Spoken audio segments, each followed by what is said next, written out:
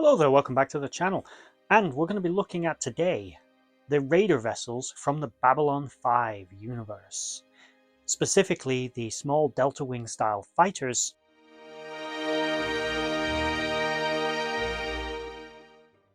Right, so off the bat, what are the raider fighters? Why is it that even though these are meant to be pirate ships, which is effectively what they are for the most part, why are so many of them seemingly the same class of ship, like they've come off on an assembly line? That's because officially that's exactly what they are. This is behind the scenes information, but it's like the head canon of the people that made it, so we're going to take it as canon. Right?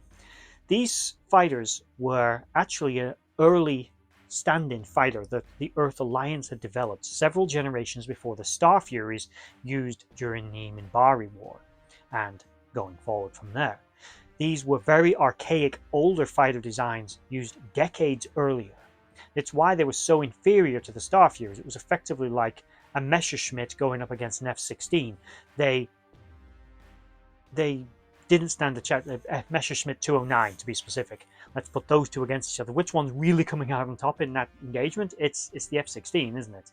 And that's kind of what we're looking at here. Decades of development of technology culminating in the Star Fury. The only advantage that the Delta Wing designed raider vessels had over the Star Fury, at least the early generations of Star Fury, was that they were capable of atmospheric entry and flight, whereas the early Star Furies were not. However, this actually was a bit of a disadvantage. The Star Fury was built as a space superiority fighter. It was highly maneuverable and much better armed. It could simply shoot this fighter from orbit. Didn't matter. Either with missiles or its pulse cannons. The Raider also presented a much larger profile, despite oncoming having a smaller one, somewhat, than the Star Fury. If you came at it from above or below, remember in a three-dimensional environment in space, it was an unwieldy, unmaneuverable craft that had too much technology crammed into it to effectively do any one job well. It was not a great space fighter because it was trying to be an atmospheric fighter as well. The Earth Alliance effectively stripped that away and just went, just build one that works well in space. We don't need it to work well in the atmosphere or in that at all. We'll build dedicated ships to that. We still got these other vessels around. Doesn't matter. We need a thing that can actually fight in space, and that's what the Star Fury was. So the Raider, or what become known as the Raider fighters, were early Earth tactical vessels that were simply inferior to the vessels that were being used against them. They were actually very rarely by the Raiders ever deployed against a military force. Bear in mind, these were pirates. They were after commercial liners and transport ships. They wanted to steal cargo, take hostages and ransom them back, steal money. They weren't necessarily interested in getting into an armed engagement, although these fighters were relatively well armed, with some variants even having a rear cannon. Generally, they were operated by a single pilot, like the Star Fury. It was not a pressurized cockpit, not properly, so they had to wear spacesuits. The environmental systems would have been relatively limited. They were not jump capable independently and required a larger capital ship to ferry them around. Those were where the raider vessels would really vary. The so-called battle wagons that they'd end up with, these sort of larger pirate ships, varied. They were either old transports, old fighter carriers.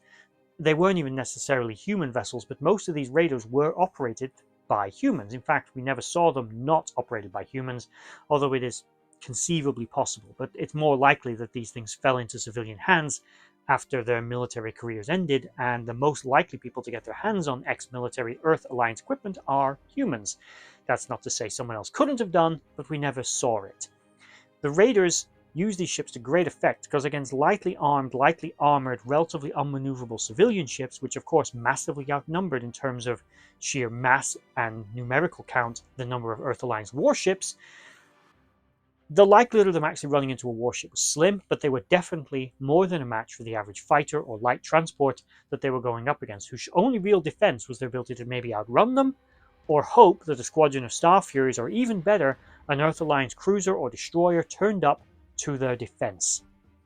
The Raiders' main weapon of choice was just pulse cannons. They didn't really generally have missiles or other such systems, so they were relatively lightly armed, and they weren't in it for a fight. They'd only fight if their back was against the wall. The Raiders typically wanted soft targets. They'd get the information as best they could, shipping information, and they'd hit them quick and hard and get in and out. That was their tactic. That's how these ships were used. They were occasionally hired as mercenaries. They were sometimes used by, for example, the Drazi. who hired them to attack outlying planets near their border.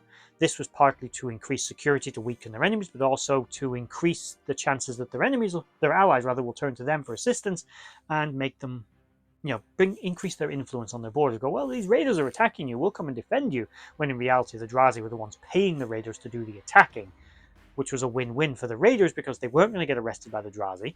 They were getting paid and they were getting to keep whatever they stole. So, win-win-win, technically, I suppose. Just don't outstay your welcome until the Drazi need to come in and make a show of force of getting rid of you, I suppose. But generally, these ships did the job that the raiders wanted them to do. They were capable of boarding action, they could attack planetary targets, they could tow ships away, or you could stow a bit of cargo in them, or just simply hold onto the target long enough for your bigger ship to come in that itself was probably not very well armed, because generally speaking they didn't have big capital warships, they just had transports and other vessels that could carry the raiders, the fighters themselves around. These fighters are also decades old. Whenever they went up against a real military force, especially one that was of Earth-level technology or above, they simply stood no chance of actually being victorious in an engagement with Starfuries, often not only wiping the floor with them, literally, but actually taking no casualties themselves, simply because they were so much faster, more maneuverable, and their target acquisition systems were so much more advanced, not to mention longer range, more powerful.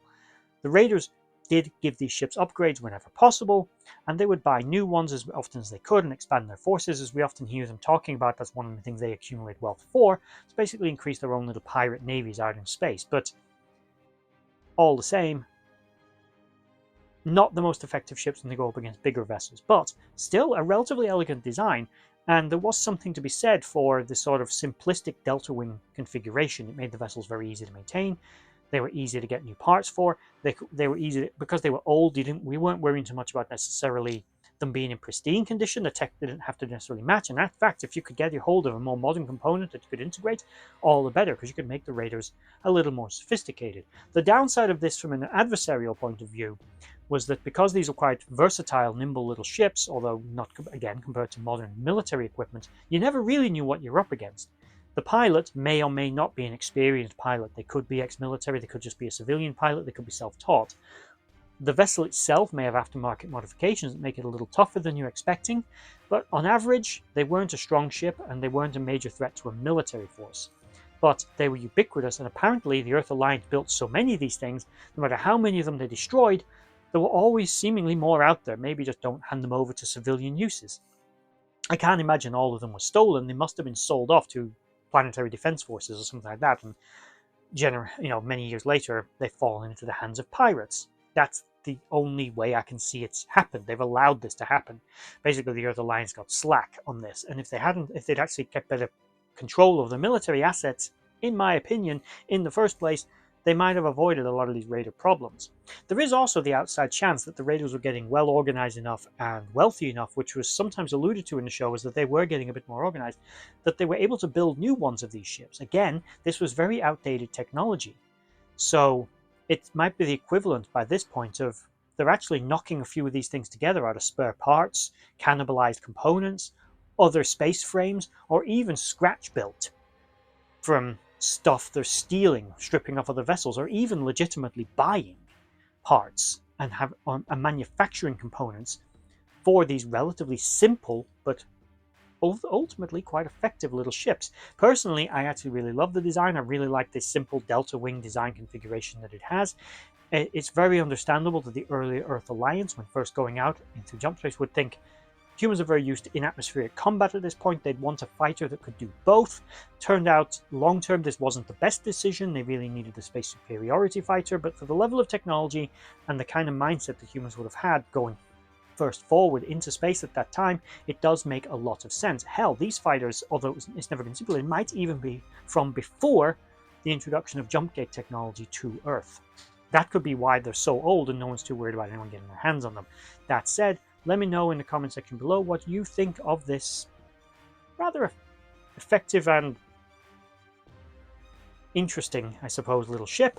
Like, share, and subscribe. And with that said, if you made it all to the end of the video, I thank you for watching, and bye-bye.